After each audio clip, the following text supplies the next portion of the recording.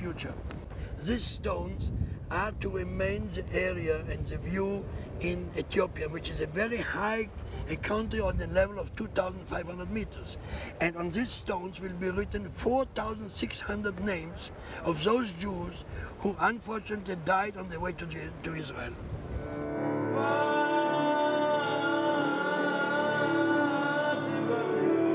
Many of us in North America, especially in the American Jewish communities, have come to the conclusion erroneously, I'm afraid, that the work of the airlift of the Beta Yisrael to Israel is an end point. It's really not an end point. The job is not finished. The job has only begun. There's a tremendous need for the absorption of these people into the society. There are many, many success stories in the army and the professions, at the Technion and elsewhere in Israel. But there are too many young people walking the halls of the Tel Aviv bus station who have dropped out of school. There's too many young people whose parents or single parents don't have the money to buy them school supplies. They drop out of school, they have no one to turn to at night for help with their homework. They may be in boarding schools that are organized by part of the religious political faction here in Israel, and while I don't wish them any ill will, I think they've done poorly in terms of their service to these Ethiopian Jews. Israel is a very technological and modern country. Unfortunately, we Ethiopian Jews came from Ethiopia, a country which is not modern and far from technology. So from the beginning, it was very, very difficult to integrate the Israeli society, which is very modern and technological society. There's 500 families in Kiryat Moshe. So basically, we are dealing from the group age of 18, even to 60, 65. There are some jobs that we can find for people around this age. The main problem is that they get from the family something like Social Security. Basically, they don't need to go out to work. They earn more by this Social Security by going out and earning their salary. He said the mistake was that many Ethiopians were in one neighborhood. I want to explain that that's the new system of the absorption ministry, that they give you the money and you choose wherever you want to go to live. Before that, few years ago, 5 years ago, or 10 years ago, the government sent you and gave you an apartment and the mortgage that you have to pay. What happens in the last 5 years, that the absorption ministry decided he'll give you the mortgage and you yourself decide where you want to live.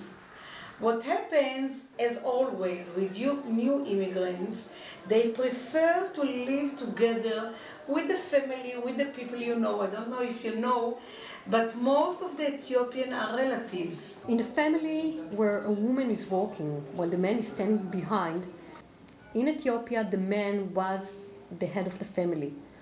While coming over here, he basically loses his position. The woman now is earning her money. All the outside connection, she's learning more Hebrew because she's working outside, she's going out of the house, she's meeting the other Israelis, she knows her rights better than the man. So basically, we try to do good, but in the way we broke the structure of the family. Not always. There are men that accept it and so on. Yeah, the parents were not expected to have any connection with the school. The school was responsible for the children. You as parents never needed to go to school or do anything about it. Children, they just leave schools, go out, go to the malls, they're playing outside, just don't attend school. A lot of children, most of them in age 8, 9, drug user. Cigarettes, it's not so big problem here now because everyone is smoking in these ages here. Alcoholics problem in children in very small age. They're not going to school, and if they are there, they do nothing. Sometimes they do, most of the times they do a problem at school. So all the times the school send them home, and they have from the beginning the feeling that no one needs them or wants them.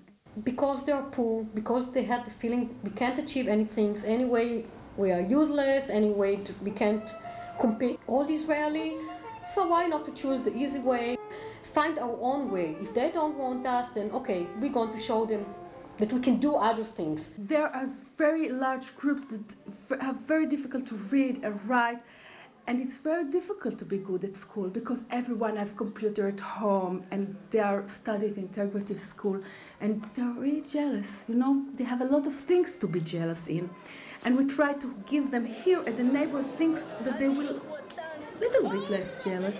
And they went to be good in things at school. We try to think about sports, art, things that they can succeed in, because we believe that succeed is one of the keys to change their life. We see now, basically it's with the second generation already, with the children from 8 to 18, is that we expect them to succeed more than parents, and they are not. They miss something inside. From inside, they don't have something, so they are looking for the good mother when they are stealing. They steal, that mother will come. Things that we see is that the children, again, most of them, not all of them, lose their own culture. I didn't have the feeling that they're proud in the food, in their own culture, in what their parents can do, but rather shame. In the other end, they don't really pick the Israeli culture. It's not that they don't live with us, but the culture is so complicated and you need so much to do to learn it. So they kind of stay between those two worlds. They are not Israeli yet, and they are not Ethiopian anymore. And they kind of stuck in the middle. No parents want to think about his child bad things, because if his child have not succeed, it means the parents, we have not succeed. As a parent, I can tell you, it's very disappointed feeling. The influence of the Israel for the children, they become a model of television. The demand of the children is like any other Israeli children. So when the parents, they cannot provide them their own needs, so the children getting frustration, they don't know what's the reason. There is no a bridge to understanding between the parents and between the children. So this creating all kind of confusion. As I said, like any big city, and in this start involve all kind of social problem. We have 300 family on one social worker. Just running from a fireman. Social workers, they go to the house to house. It's not centralized, or they go to ask.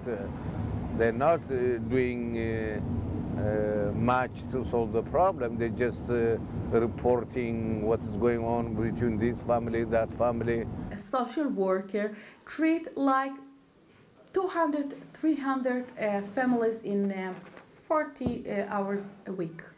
It's impossible. The critical time to get help from the Jewish community to build that bridge. The community center is the bridge to tell the next generation about our past, culturally, economically, socially, religion, how we Ethiopian Jew practice Judaism in Ethiopia, which is not similar like Israelis practicing. So to tell the next generation about the Ethiopian root. From that story, they got strength and self-confidence to be the part of the Israelis. Of the Israeli society. And if we are not doing it now, it will be late.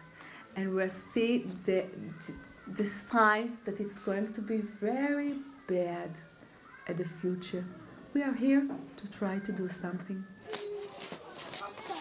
Keeping from happening that any of the Ethiopians become a permanent underclass in Israeli society, that will not happen. And it's as simple as time, effort, and money. And what we're trying to do here in Rehovot is to raise $3 million, which is a small sum by American and North American Canadian standards.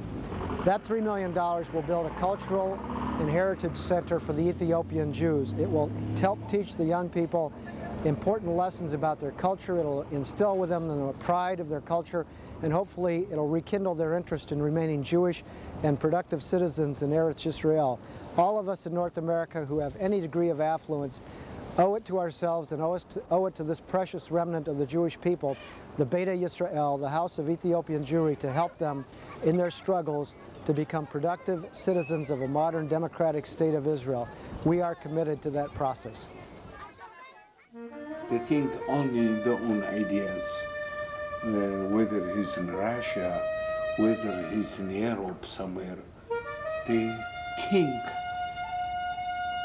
there must be Messianic look like them, Messianic, and must come only in their own side. They don't see the Messianic struggle to be as a black Jew. They never had that explanation. They never had that expectation. The Knesset recently passed a bill that will provide for the ongoing funding of the operation of the Tomer building and the project in Rehovot. So we donors in North America, all we have to do is come up with the $3 million to build it. Once it's built, our donors can be assured that the Israeli government will provide for the ongoing expenses and operations of this very important program. I'm greatly honored to be standing in the presence of the Kassim, the mayor, and the honored guests, and I look forward to blessing William P. Halpin's memory, whose yahrzeit will come in May as we reckon the calendar, and I hope that others will join us in blessing his memory. Thank you very much.